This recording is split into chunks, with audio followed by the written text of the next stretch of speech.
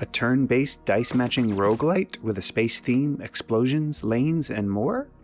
It seems like a decent mix-up of things, but is it? Watch on and find out. My name is Thoraxe, and this is Strategy for Busy People. If you've got a few minutes, I'll tell you what to play. Note, I take integrity seriously, and as a journalist, it's important for you to know that this review was requested by the developer. But this isn't Easy Street, so they'll have to earn their burgers like anyone else.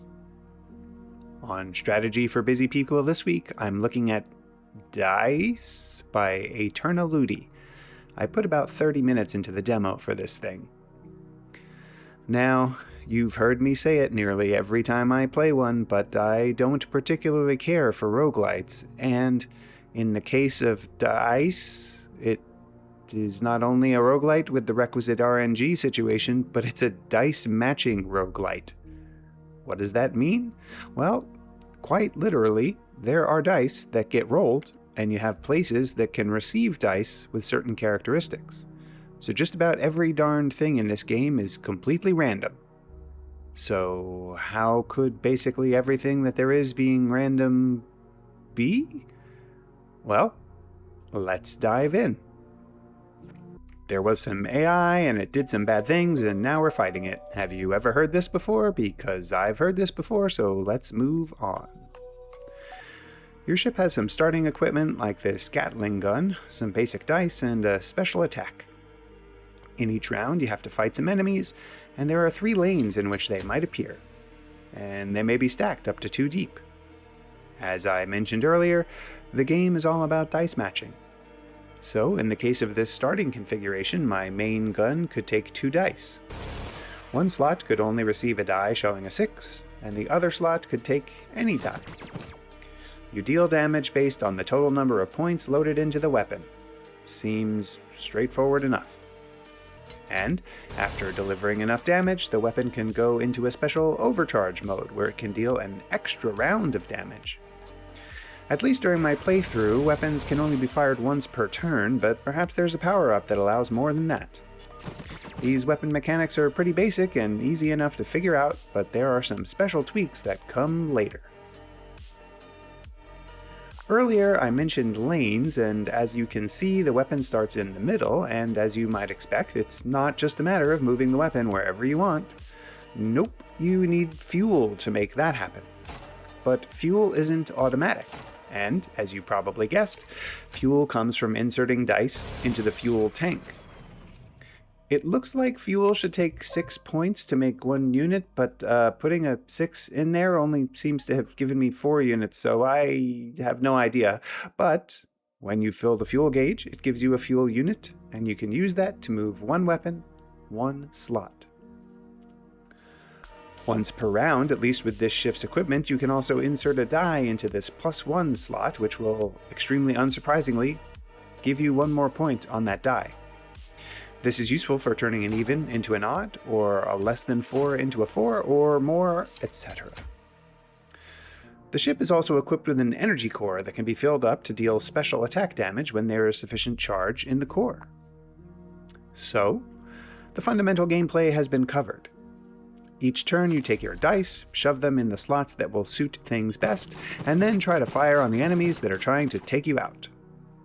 End the turn, and you get a new set of dice, and, in the case of your system core, something different to try to shove in there. Simple enough. If you manage to survive all of this, at the end of each round you get to loot some things. It might just be scrap, or it could be many interesting things for your ship. You can find additional dice, which could either be fixed or normal random dice. You can find additional weapons. You can find power-ups for your weapons that have to be oriented in specific ways. You can find repair equipment, inventory expansions, and more. You know, typical roguelite stuff. And every few rounds, you'll encounter a merchant where you can grind stuff up to get money to spend on, well, whatever the merchant has to sell. The merchant and loot game is kind of interesting because you have a limited amount of area to work with to install your equipment. It can be completely rearranged and shifted around during any of these loot or merchant encounters, which is really nice. but figuring out how to arrange everything to maximize its utility can be a challenge. In this case, I had a type of power-up that would only do things based on regular, not blue dice being adjacent to it, so I spent some expansion points and spent some time rearranging everything to maximize the number of adjacent regular dice. This enabled me to do 20 damage with my special core weapon to enemies in the right lane. Hey, before I give my final verdict, if this is your first episode, this one's free. But if you've watched me before, we're going to make an agreement. You help me level up by clicking subscribe, and I'll keep making these videos. I'll spend the time playing the games and making content that I hope you'll like, and you'll return the favor, okay? Leave comments, tell me what you think, it's all good. You just agree to engage. That's all I ask. The final verdict. Look, I know that every time I play a roguelite, I say that I don't like the RNG and that I don't like these games, but almost every time I come away impressed with what developers manage to do with some really simple decision spaces. I mean, distill this game down to its essence.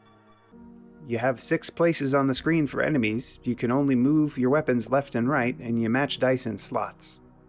It seems like it should be a turd, but an awful lot of complexity and decision space comes out of it. There are quite a lot of different ship types, weapons, power-ups, and more, which can make multiple playthroughs interesting, and of course, you have all that meta progression with purchasing additional ships and getting bonuses from completing runs. On my trademark 3-point score scale of avoid, meh, and I forgot to eat, I'm really quite disappointed in all of these space games that don't offer any food, and I didn't manage to get the burgers, but it's only meh by the tiniest sliver. I did actually want to play through the demo again with a different ship just to see how it went, but I can see how this game might quickly wear out its welcome. And since I've probably worn out my welcome with my viewership with yet another complaint about a lack of food in a game, I'll just see myself out the airlock. There's some Space Jam waiting for me. Yes, I made that reference.